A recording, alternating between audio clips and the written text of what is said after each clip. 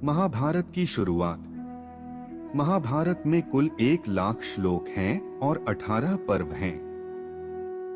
महर्षि वेदव्यास जी ने महाभारत ग्रंथ 1,00,000 श्लोक के रूप में शिव पुत्र गणेश से लिखवाया ताकि इसका प्रचार प्रसार हो सके। मित्रों, महाभारत श्रृंखला का यह पहला वीडियो है। हम महाभारत महाकाव्य पर विभिन्न प्रस्तुतियां लाएंगे, तो चैनल को जरूर सब्सक्राइब करें ताकि आपको भी महाभारत की संपूर्ण जानकारी प्राप्त हो सके और महाभारत से जुड़े सभी प्रश्नों के उत्तर भी मिल सके। तो शुरुआत होती है स्वर्ग से। स्वर्ग में 8 वसु हुआ करते थे, जिन्होंने वशिष्ठ मुनि की गाय चुरा ली थी, जिस कारण उन्हें वशिष्ठ मुनि द्वारा पृथ्वी पर मनुष्य बनने का श्राप मिला था। स्वर्ग में देवता, वसु, गंधर्व, अप्सरा इत्यादि रहा करते हैं। जब उन्होंने क्षमा मांगी तो वशिष्ठ मुनि ने उन्हें जन्म के साथ ही मृत्यु प्राप्त होने का आशीर्वाद दिया, जिससे उन्हें मानव जीवन के कष्ट ना भोगने पड़े और वे जल्द ही स्वर्ग वापस आ जाएं। वशिष्ठ मुनि ने कहा कि एक वसु जिसने गाय को चुराने की योजना बनाई थी, उन्हें पृथ्वी पर लंबे समय रहना पड़ेगा। इसी समय गंगा माता को भी पृथ्वी पर जन्म लेने का श्राप मिला हुआ था। वासुओं ने गंगा माता से उनके पुत्र बनने की विनती की। गंगा माँ ने हाँ बोल दिया। गंगा माता पृथ्वी पर आईं और उन्होंने महाराज शांतनु से विवाह किया। गंगा माता ने शांतनु के समक्ष 2 शर्त रखीं। पहली थी कि वे कभी भी गंगा माता से ऊंची आवाज में बात नहीं करेंगे और दूसरा, उनसे किसी भी प्रकार का कोई सवाल नहीं पूछेंगे। शांतनु महाराज ने हाँ बोला और इन दोनों शर्त पर उनकी शादी हो गई।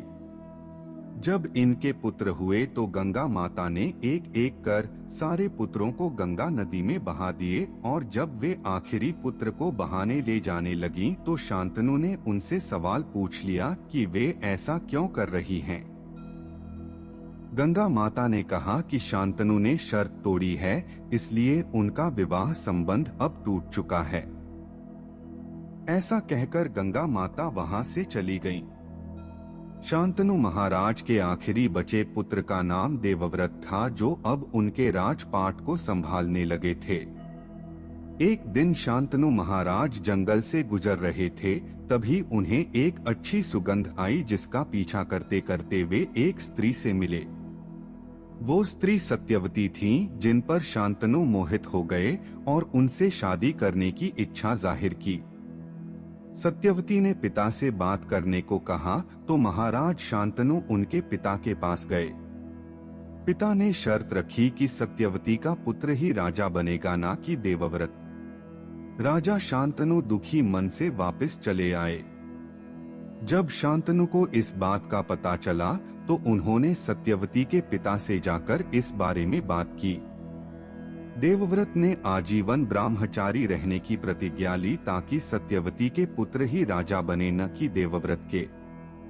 क्योंकि यह प्रतिज्ञा बहुत ही कठिन थी, इसलिए उनका नाम पड़ा भीष्म। इसके बाद शांतनु और सत्यवती का विवाह हुआ और उनको 2 पुत्र हुए, चित्रांगदा और विचित्रवीर्य।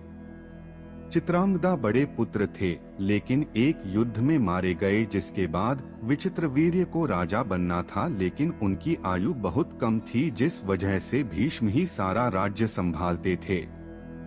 विचित्रवीर्य की शादी के लिए भीष्म ने स्वयंवर से अंबा, अंबिका और अंबालिका का हरण कर लिया। अंबा ने मना कर दिया, लेकिन अंबिका और अंबालिका की शादी विचित्रवीर्य के साथ हो गई। अंबिका से अंधा पुत्र प्राप्त हुआ, जिसका नाम धृतराष्ट्र रखा गया। वहीं अंबालिका को पीले रंग का पुत्र प्राप्त हुआ, जिसका नाम पांडु रखा गया। विचित्रवीर्य कुछ समय बाद ही रोगों ने उनके शरीर को घेर लिया और उनकी मृत्यु हो गई। पांडवों और कौरवों के जन्म और आपसी मतभेद की कहानी हम अपने आने वाली प्रस्तुति में बताएंगे। तो चैनल को जरूर सब्सक्राइब करें। अगर वीडियो अच्छी लगी हो तो वीडियो को लाइक करें और अपने मित्रों व सगे संबंधियों के साथ जरूर शेयर करें। अपने विचारों को कमेंट बॉक्स में जरूर व्यक्त करें। हम ऐसे ही वेदांत आपके सामने लाते रहेंगे। तब तक के लिए ओम तत्व सत्य।